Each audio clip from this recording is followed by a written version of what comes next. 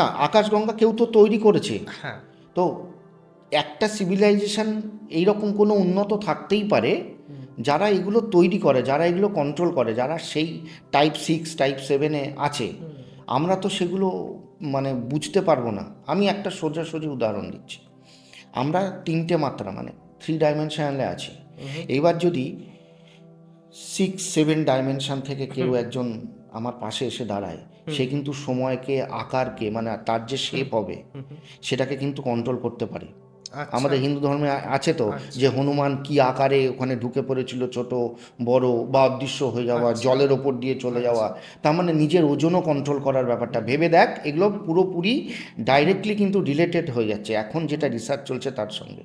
তাহলে তারা এই সভ্যতাটা এতটাই উন্নত ছিল যে আমরা সেটাকে চিন্তাই করতে পারি না। মহাদেব কোন ডাইমেনশনে আছেন তিনি যদি তোর পাশে বসেও থাকেন তুই টের পাবি।